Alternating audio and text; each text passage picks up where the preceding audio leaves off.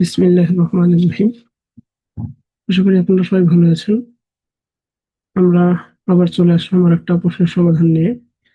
Bangladesh water development board এর একটা 18 সালের উপসহকারী প্রকৌশলী মেকানিক্যালের একটা প্রশ্ন, যে পরীক্ষাটা বুয়েটে অনুষ্ঠিত হয়েছিল। তো আমরা জানি যে আমাদের সামনে পানি উন্নয়ন বোর্ড পিডিবির একটা পরীক্ষা হবে। এর আগে আমরা একটা ভিডিও করেছি।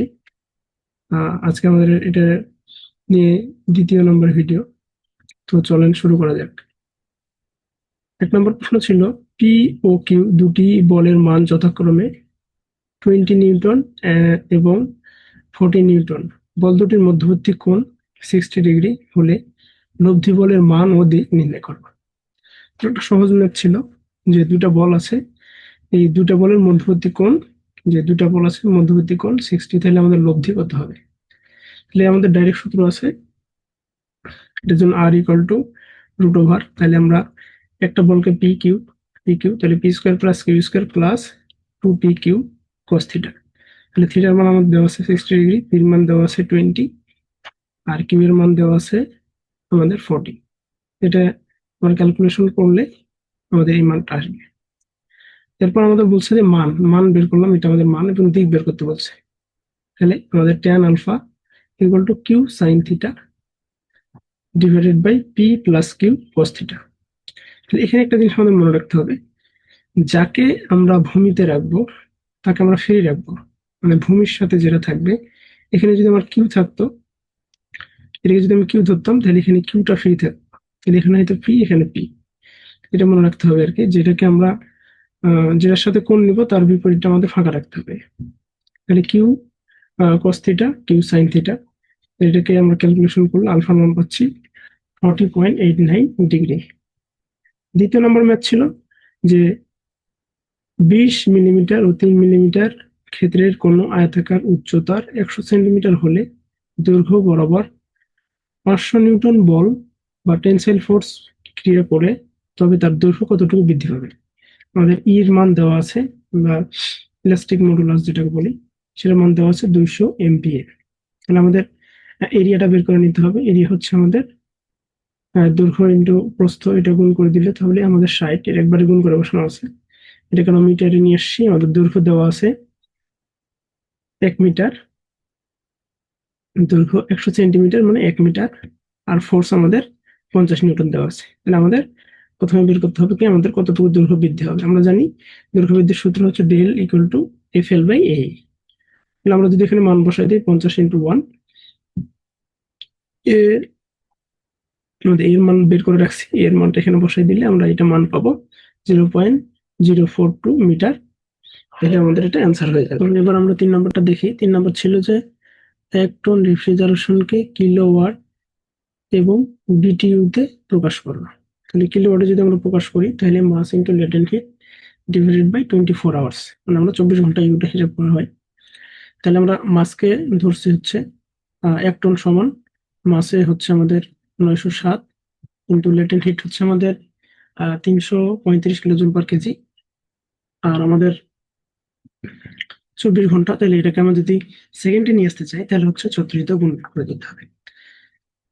এই আমরা জানি যে 1 কিলোওয়াট সমান, এটা হচ্ছে 3412.14 বিটিইউ পার আওয়ার। তাহলে 3.5 কে যদি আমি 1412.14 বিটিইউ পার আওয়ার দিয়ে গুণ করে দিই, তাহলে এটা আমাদের আসবে 1200 বিটিইউ পার আওয়ার। তার মানে 1 টন সমান আমরা বলতে পারি যে 1200 বিটিইউ পার আওয়ার। আমরা এবার 4 নম্বরটা দেখবো। বলছে যে একটি হিট পাম্প এবং রেফ্রিজারেটর সর্বনিম্ন এবং সর্বোচ্চ তাপমাত্রা হচ্ছে 18 ডিগ্রি সেলসিয়াস এবং 50 ডিগ্রি সেলসিয়াস। আমাদের বের করতে হবে হিট পাম্পের কোপ এবং রেফ্রিজারেটর কোপ। তাহলে আমাদের টেম্পারেচার T1 দেওয়া আছে 18, তার সাথে আমরা 273 যোগ করলে হচ্ছে 291, আর T2 50 যোগ করলে হচ্ছে আমাদের 323 ডিগ্রি কেলভিন। তাহলে প্রথমে আমরা রেফ্রিজারেটরের কোপটা বের করবো। তাহলে কোপ রেফ্রিজারেটর হচ্ছে আমাদের lower temperature divide by high temperature minus lower temperature. তাহলে আমরা এখান থেকে কোপ পাচ্ছি 9.09। তাহলে আমরা জানি কোপ, হিট পাম্প এবং রেফ্রিজারেটরের মধ্যে একটা সম্পর্ক আছে, যে হিট পাম্প ইকুয়াল আর রেফ্রিজারেটর প্রব +1, তাহলে +1 করে দিলে আমরা পেয়ে যাব আমাদের হিট পাম্পের প্রবটা।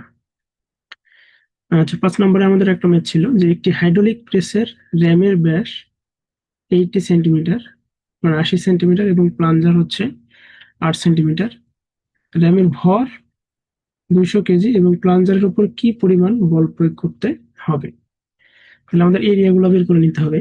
তাহলে আমাদের এরিয়া হচ্ছে π/4d², যেটাকে আমরা π/4 এর মানটা এখানে লেখা আছে, তাহলে আমরা এটা পাচ্ছি। আর ছোট যে এরিয়া প্লাঞ্জার, সেটার ক্ষেত্রে আমরা এরিয়া পাচ্ছি এত। তাহলে আমাদের ফোর্স দেওয়া আছে 200 কেজি, তাহলে আমরা কতটুকু বল প্রয়োগ করতে হবে এত কেজি যদি আমরা উঠাতে চাই, তাহলে আমাদের হচ্ছে এফ বাই বড় এ আর ছোট এফ বাই ছোট এ। তাহলে এখান থেকে আমরা ক্যালকুলেশন করলে 2 কেজি, তার মানে আমরা 2 কেজি যদি বল প্রয়োগ করি প্লাঞ্জারের উপরে, তাহলে র্যামের যে ভর 200 কেজি আমরা ওজন উত্তোলন করতে পারবো। 6 নম্বর আরেকটা ম্যাথ ছিল আমাদের যে 160 কেজি ভরের একটি ব্লককে চিত্র অনুযায়ী একটি তলের ওপর 250 কেজি বল প্রয়োগ করে সাম্য অবস্থায় রাখা আছে। তার মানে এখানে একটা ইনক্লাইন দিলে দেখা যাচ্ছে যে একটা ওয়েট কাজ করতেছে, যেটা 30 ডিগ্রি কোণে, এবং এটা ঘর্ষণ সহগ দেওয়া আছে। তাহলে এটাকে যদি আমি 150 কেজি দ্বারা এটাকে আটকায় রাখি, তাহলে আমাদের কতটুকু প্রতিক্রিয়া বল হবে এবং ঘর্ষণ কত হবে সেটা বের করতে বলছে। তাহলে এই ক্ষেত্রে আমাদের যে আমরা আগের যে ভিডিওতে দেখেছিলাম, সেখানে যে আমাদের এই যে ওয়েটটা সরাসরি নিচের দিকে কাজ করে, তাহলে এই বরাবর আমার এটার যদি আমি 90 ডিগ্রি ধরি এই তলের সাপেক্ষে, তাহলে এটা আমাদের হচ্ছে এভাবে এটার সাথে হবে 30 ডিগ্রি। তাহলে এটাকে যদি আমরা নর্মাল করতে চাই বল বিভাজনের মতো করে, তাহলে আমরা এটা হচ্ছে এদিকে 30 ডিগ্রি, সেটা কত 60, 160, 160, তাহলে এটার সাথে আমাদের 30 ডিগ্রি বল হবে। তাহলে এটা যদি আমি ঘুরাই দিই, তাহলে এই বলটা এইভাবে নিচের দিকে কাজ করতেছে, তাহলে এটা 30 ডিগ্রি কার সাথে, ভূমির সাথে এই বলটা কাজ করতেছে। তাহলে এখানে আমরা এটার সাথে 30 ডিগ্রি দেবো,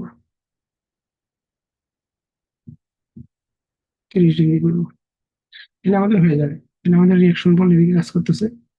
আর যেহেতু আমি উপরের দিকে দিতেছি এটাকে, ফ্রিকশন বিপরীত দিকে হবে, নিচের দিকে। তাহলে আমরা যদি f(x) নেই, তাহলে আমরা কি পাচ্ছি যে f(x) এফ সাথে প্লাস হচ্ছে আমাদের এফটা এদিকে পার করে দিচ্ছে এফ, তাহলে আমাদের হচ্ছে 250, এটা হচ্ছে আমাদের 250, তাহলে 250 cos 30 ডিগ্রি। আর এটা যদি এদিকে পার করে দিই, তাহলে হচ্ছে 160 সাইন 30 ডিগ্রি। তাহলে এটা ক্যালকুলেশন করলে এটা আসবে। তাহলে আমরা ফ্রিকশন বল যদি বের করতে চাই, যদি আমরা রিয়াকশন বল বের করতে চাই, তাহলে হচ্ছে আমাদের F equal to mu R, mu আমাদের দেওয়া আছে, তাহলে এখান থেকে আমরা আর এর মানটা পেয়ে যাব। এখানে আমাদের দেওয়া আছে এই যে ফিগারটা, যেটা আমরা উপরে রাখলাম, এটা এখানে দেওয়া আছে।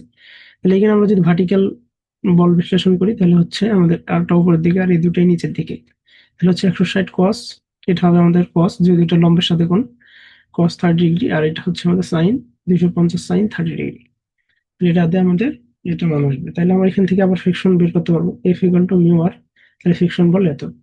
তাহলে হচ্ছে ঘর্ষণের জন্য সর্বোচ্চ এবং প্রতিক্রিয়া বল সর্বনিম্ন গ্রহণযোগ্য। তাহলে ঘর্ষণের জন্য সর্বোচ্চ আমরা নিব, ঘর্ষণ যে বলটা সেটা সর্বোচ্চ এবং প্রতিক্রিয়া বল সর্বনিম্ন। তাহলে আমাদের এই দুইটা আনসার।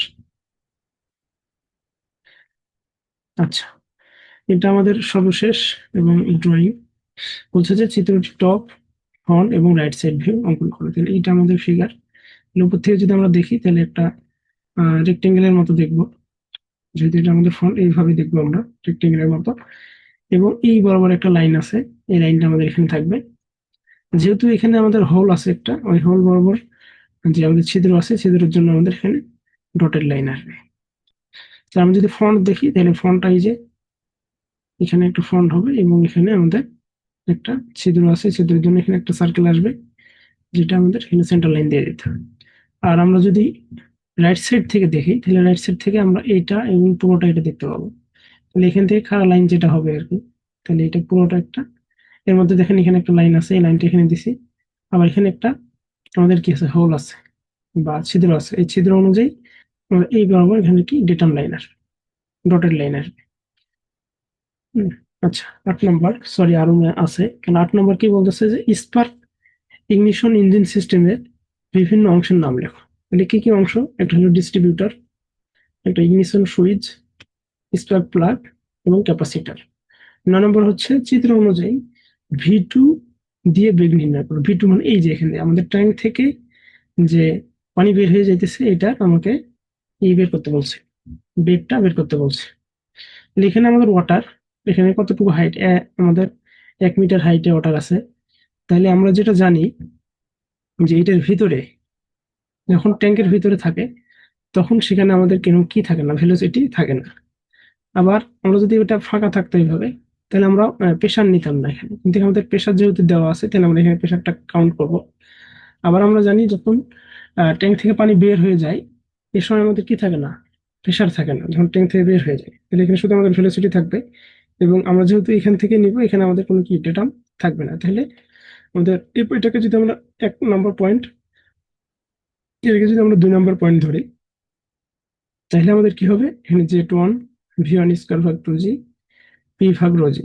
আচ্ছা, আমরা এটা আরেকবার বলি যে এখানে যদি আমাদের এই প্রেশার গেজের মানটা যদি দেওয়া না থাকতো, তাহলে এখানে আমরা কিন্তু প্রেশারকে 0 ধরতাম। যেহেতু আমাদের দেওয়া আছে, তাই আমাদের এখানে এই প্রেশারটা এখানে আসবে। আর জেড টু আমাদের 0, যেহেতু এটাকে আমরা ডেটা লাইন ধরছি। আর V2টা আমরা বের করবো, আর এই পিটা আমাদের 0। তাহলে এখানে আমরা বসাই দিচ্ছি এটা হাইট 1। এখানে কোনো ভেলোসিটি নাই, যেহেতু এখানে ট্যাঙ্কের ভিতরে পানি, এখানে আমাদের কোনো ভেলোসিটি থাকবে না। আমাদের প্রেশার দেওয়া আছে এত কিলো প্যাসকেল ভাগ 9.81। আর যেটা আমাদের 0 স্কয়ার ভাগ 2G, এটা ক্যালকুলেশন করলে আমরা পেয়ে যাব 14.81 মিটার। এটা আমাদের অ্যান্সার। তো এই ছিল আমাদের আজকের প্রশ্নের সবগুলার উত্তর। তো আপনাদের কেমন লাগলো? যদি ভালো লেগে থাকে তাহলে আমার চ্যানেলটা সাবস্ক্রাইব করে রাখবেন এবং বেল আইকনে ক্লিক করবেন, যাতে আমরা ভিডিও দিলে আপনারা নোটিফিকেশন পেয়ে যান। তো আজকে এই পর্যন্তই।